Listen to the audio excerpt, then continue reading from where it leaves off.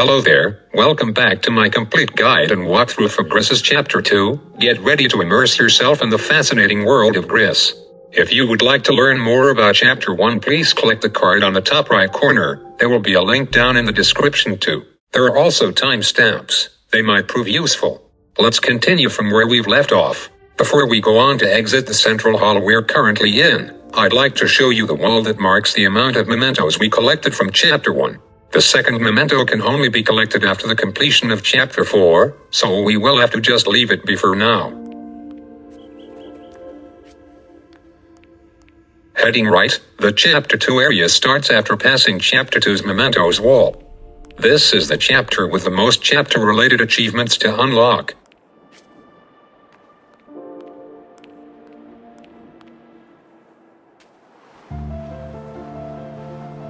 Enjoy the scenery of this Alto's Odyssey-esque gliding section. The previously pale white landscape has been dyed into many shades of red. Let's sit back and take in the new feel of this chapter.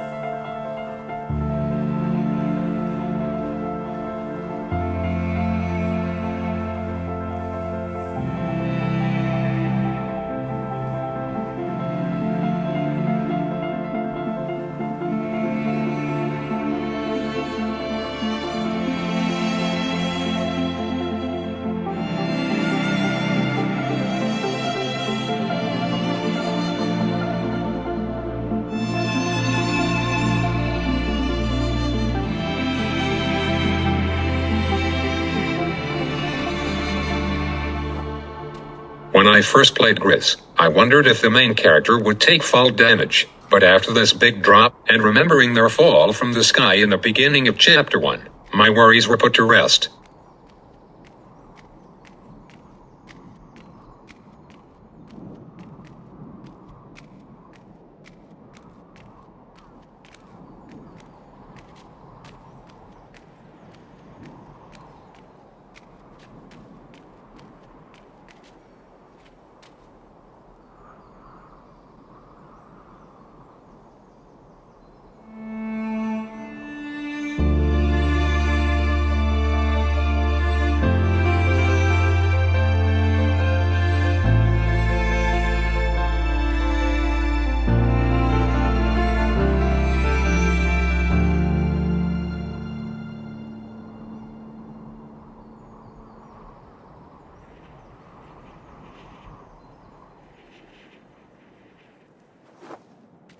As soon as we hit the sandy ground after the game's title sequence, head left and run for a little while, we'll find Chapter 2's first memento under some ruins.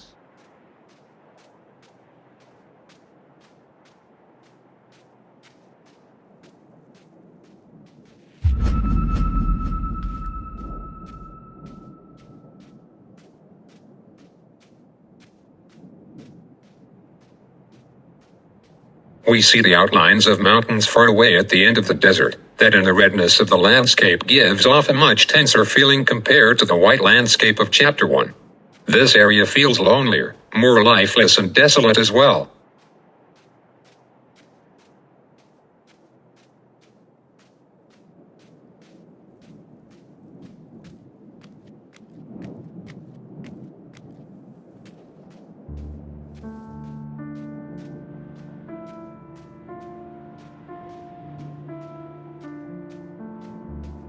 Let's ready ourselves. We are going to take on a challenge for the first achievement that's unique to Chapter 2. The sun cue just now marks the approach of sandstorms. Our main character must stand within one of these ruins before the sandstorms snuff out the daylight to avoid them.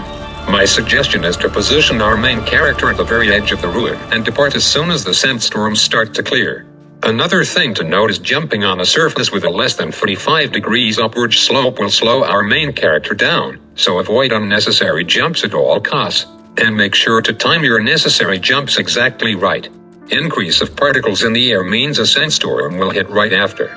We made it to this ruin just in time to take shelter and avoid the next sandstorm. If we were any slower we could have failed to make it here. I know, this is quite a tense section.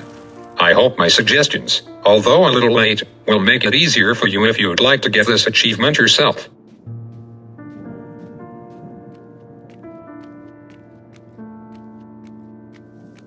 This is an example of an upward slope more than 45 degrees. I haven't done it in this recording, but if you'd like you can jump as you climb to save time.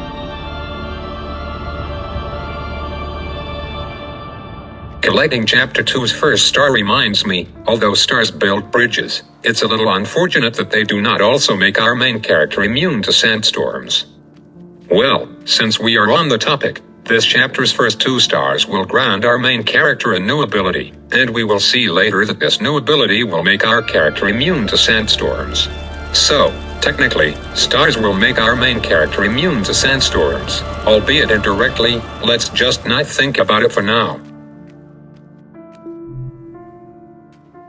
The second star is in a tunnel down here. As the sandstorms are quite frequent, we can't make a beeline towards the tunnel directly. There's not enough time between sandstorms to make it. We'll be out in the open when the next sandstorm comes, which means our attempt for the first Chapter 2 related achievement will be void. Remember to wait a little before exiting this tunnel. Tunnels will help avoid sandstorms too.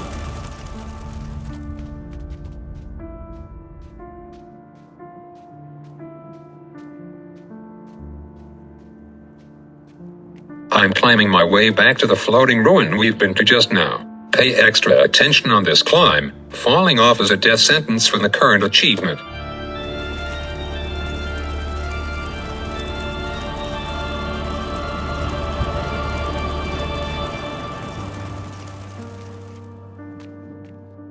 Don't stop to wait for star bridges to form. Our main character can walk on them just fine before they're visible. Falling off these structures is no big deal though. Immediately beeline back to the tunnel to avoid the next sandstorm.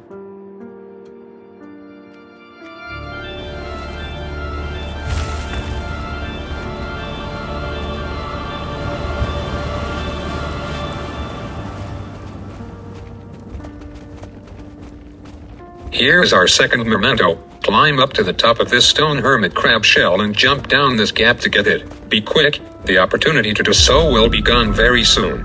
As soon as the hermit crab brings its shell to the edge of this bridge, the gap to the memento closes, and another sandstorm hits. Wait inside on the stairs for the sandstorm to clear.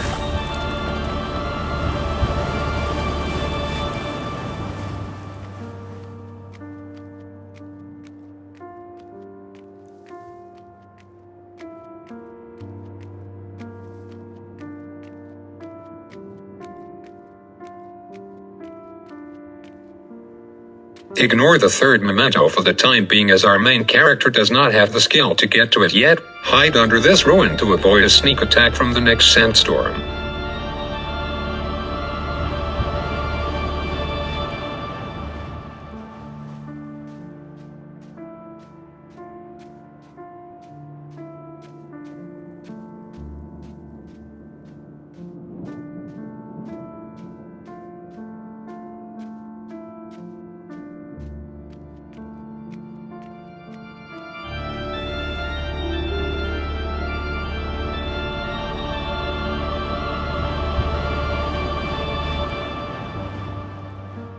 Our main character gets their first special ability in the game. They can now imitate a heavy cube-shaped boulder in every way.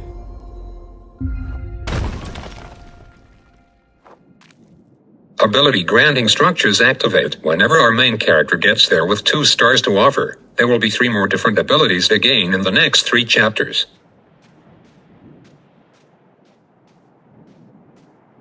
After our main character gains her new ability, we go left and return to this ruin we've hid under before, smash through the cracked parts to get the third memento.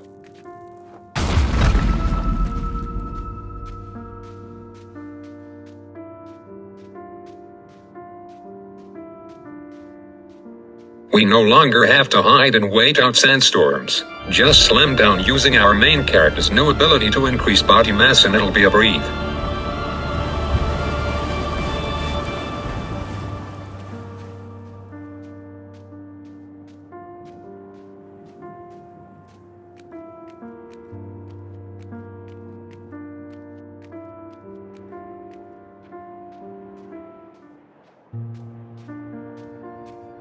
Here comes the last and the biggest sandstorm. Use our main character's boulder ability. Keep using it. Don't stop using it before the storm is over. If we rush and stop using their ability early, then we will lose our first achievement unique to Chapter 2, one last step away from getting it. Literally, it will be devastating.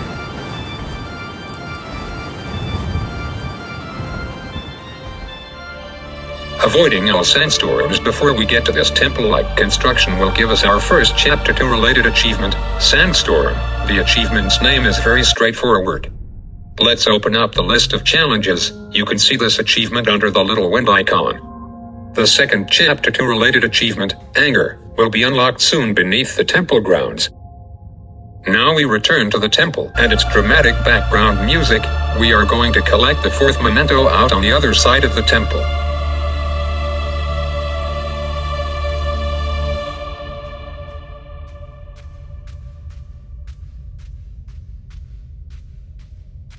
The fourth memento takes some efforts to get. Do not smash through the crack under the bells yet. Run over it to this little pile of rocks and debris.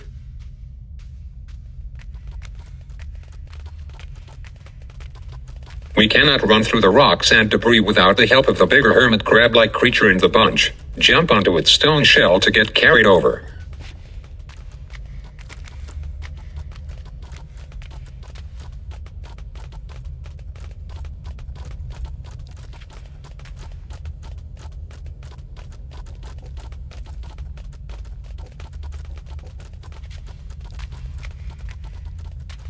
Continue running to the right, head through the temple and into this open area. We can now see the fourth memento on top of one of these small rack structures. Now we climb the racks. Sandstorms will once again come for us as we climb.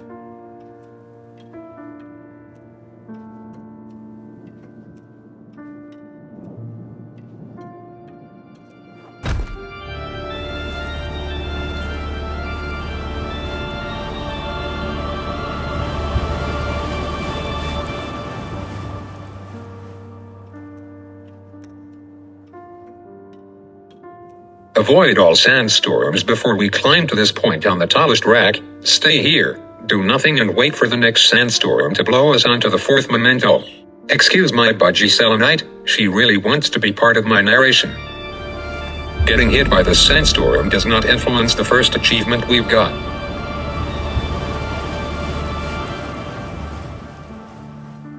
After collecting the fourth memento in the midst of a sandstorm, return to the temple for the second Chapter 2 related achievement.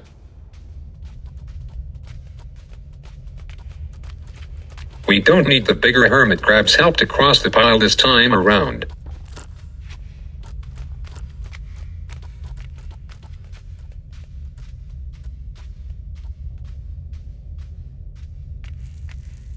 Smash the cracked area under the bells. Our main character needs to jump and smash several times to break through the cracks and fall deeper down.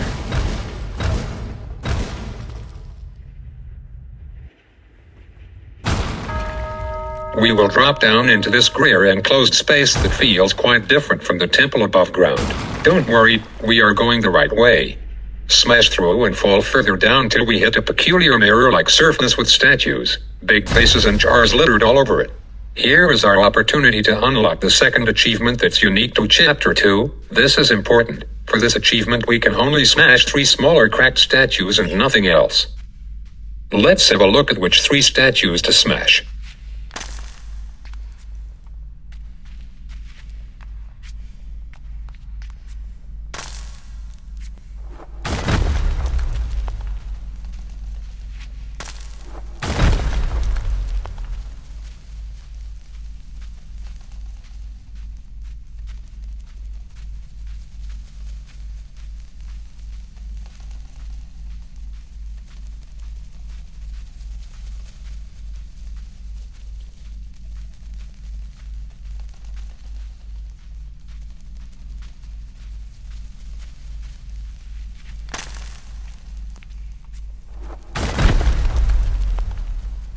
The second Chapter 2 related achievement, Anger, will be unlocked shortly after smashing all 3 statues.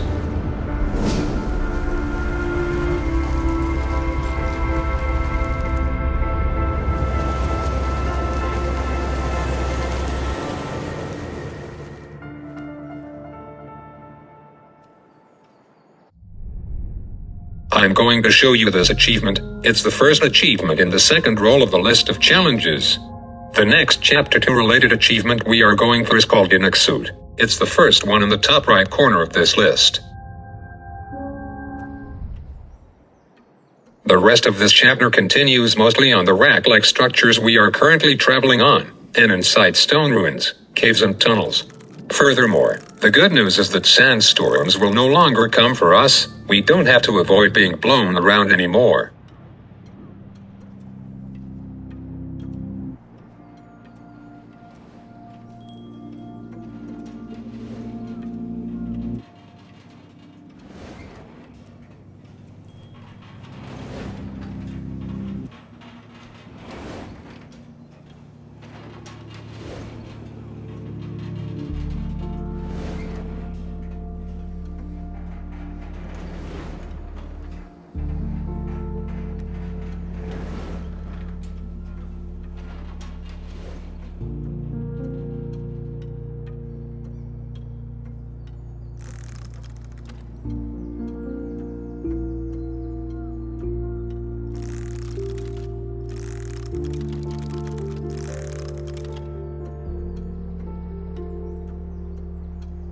For the third Chapter 2 related achievement, we must smash a total of 14 Inuksuit stone piles.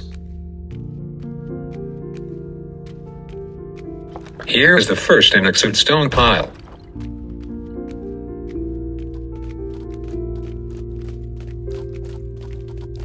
Here's the second Inuksuit stone pile. What are the odds? A hermit crab interjects our main character smashed just in time.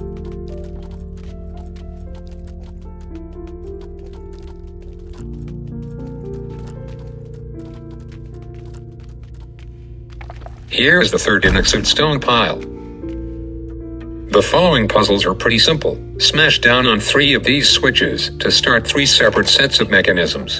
This is the first switch. Here is the fourth Inuksuit stone pile.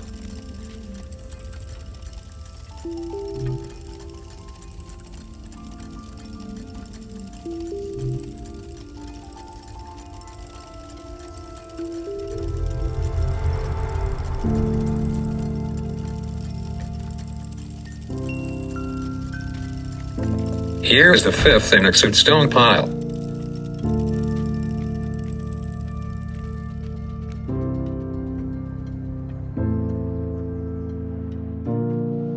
In this area we will be able to collect Chapter 2's third star and fifth memento. Let's get the star first. The big stone in the middle acts like a sort of pivot. When our main character smashes down onto an arm, the entire structure shifts.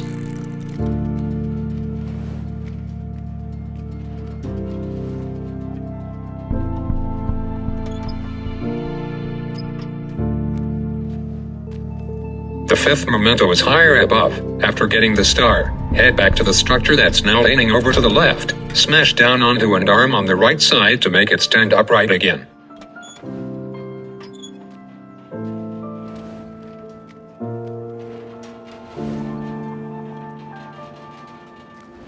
Use the windmill to jump onto the highest platform of the structure to reach the memento.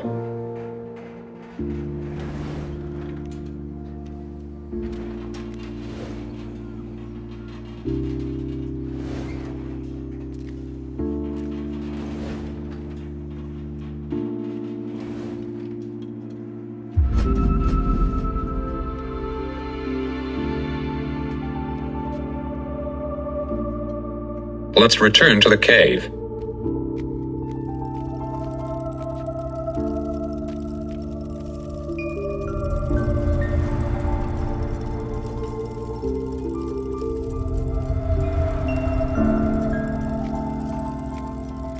Here's the sixth Inuksuit stone pile. To be honest, I find it a little hard to keep track of the progress of this stone pile smashing achievement, mostly because a lot of things had to be done at the same time.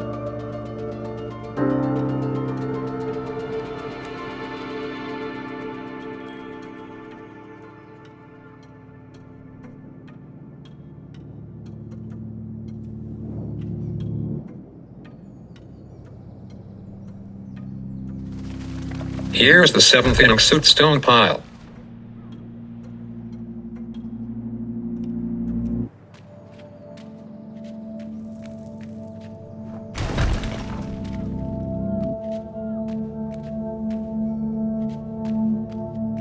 Here's the 8th Inuksuit stone pile.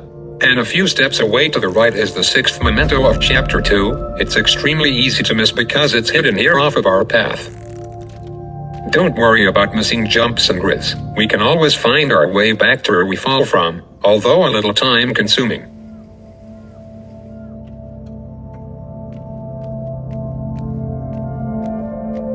Here's the 9th Inuksuit stone pile.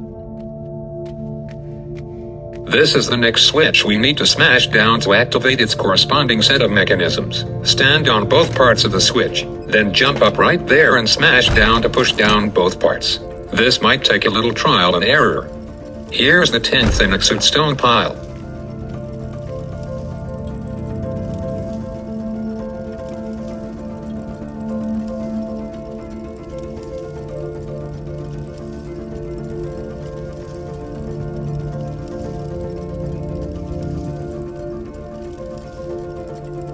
Sometimes we don't have to wait for the platform we stand on to rotate into the optimal position. We can make small jumps easily.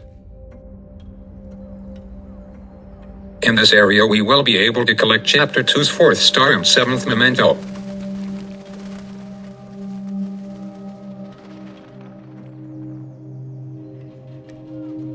First and foremost, free the balloon from its cracked stone anchor. After that's done, run up all these flights of stairs within this tall and narrow ruin. When we are finally at the top, it's time to weigh the balloon down. Again, let's get the star first. Weigh down the balloon. It's not necessary to bring it to the lowest point possible. Weigh it down just enough for our main character to jump to the star. To get to the 7th and last memento of Chapter 2, return to the top of the ruin and weigh down the balloon again. Make sure our main character stands at the edge here, and make sure to weigh down the balloon until it hits a point where it cannot move further down anymore. We take a deep breath and ready ourselves for the part of Chapter 2 that I would personally rate as the most nerve-wracking of all. We don't necessarily have to mess up when we race up the stairs. We just have to be a teeny tiny bit too late to jump onto the highest platform of the balloon as it rises up. And that's all it takes. We will have to start over from weighing down the balloon again. Trust me, trying this again and again easily gets infuriating.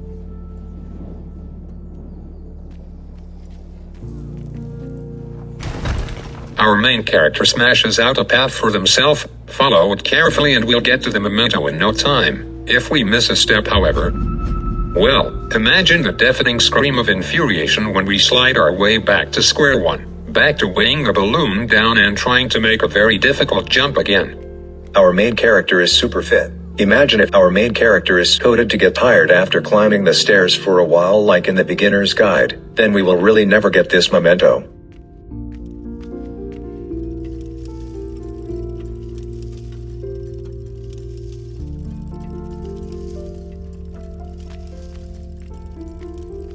Here's the 11th Inuksuit stone pile.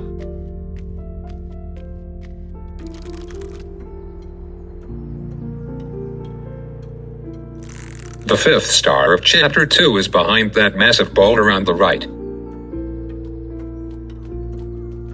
To collect that star, we must force a hermit crab-like creature to move into a new stone shell by destroying their old stone shell.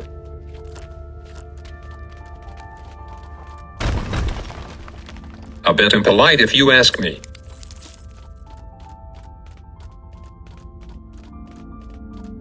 Guess which stone they will pick out to move into.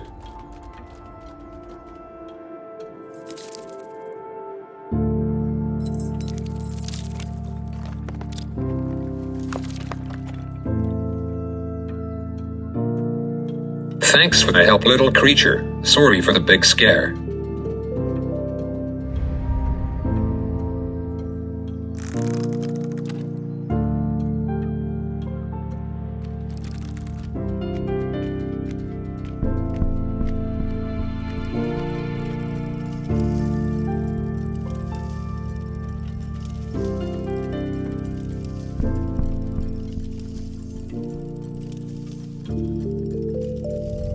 A star bridge is built by the 5 stars. We proceed upwards with its help.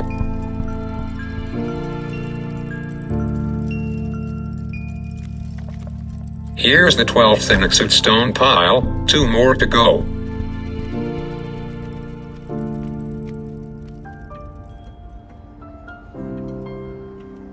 As soon as we reach the 3rd platform, go straight for the 13th and 14th Inuksuit stone piles.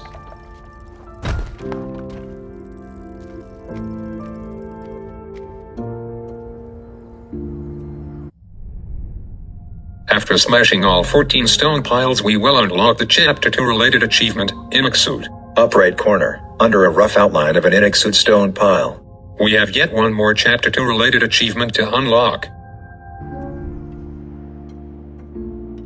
If we pass this threshold here and haven't smashed the last 2 Inuksuit stone piles, there will no longer be any chance to descend and smash them. This is the last switch we need to smash down to activate its corresponding set of mechanisms. Climb to the top of the top, then use our main character's boulder ability to smash down.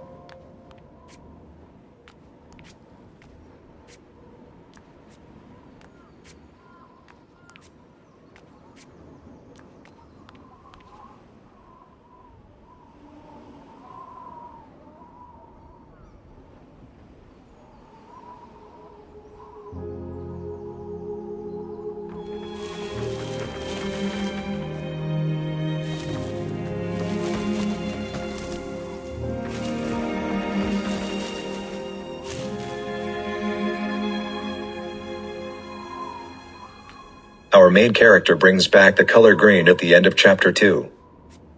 This brings us to the last Chapter 2 related achievement, Green. This achievement can be found in the last roll of the list of challenges.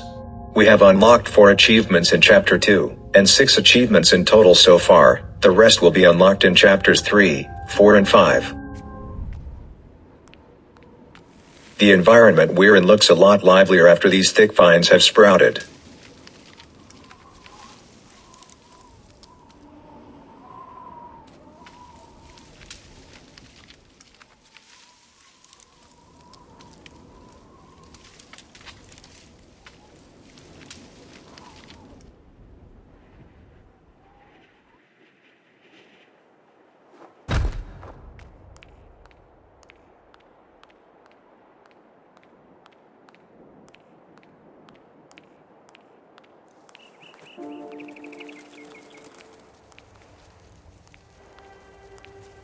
Looks like we've slid all the way back to where we started, the central hall. The tree now has lush green leaves we can walk on.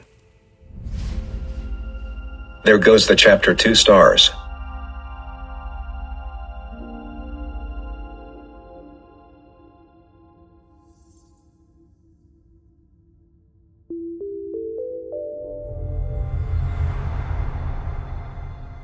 The mega constellation above the central hall is surely becoming more complete.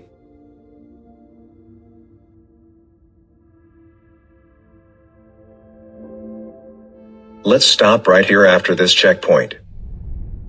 This is officially the first video on my channel that's longer than 30 minutes. Luckily, the screen recorded gameplay is relatively smooth. However, minor issues did pop up when I made my commentary. For example, my birds really hated the free text-to-speech reader's voice. I totally understand that because they probably think it's too loud for their liking. Selenite would not stop trying to scream over it. Since I cannot download MP3 files, I had to record small parts with my phone, and almost every time Selenite screamed I'd have to record the part again. Then she'd have to endure the loud noises longer, then she'd scream in frustration even more. The cycle has always gone on and on until she'd eventually lose interest.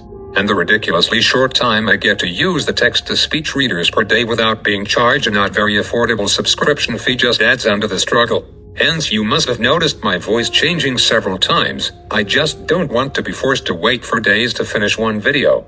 I hope you enjoyed my company nonetheless. See you in the next video for Gris's Chapter 3.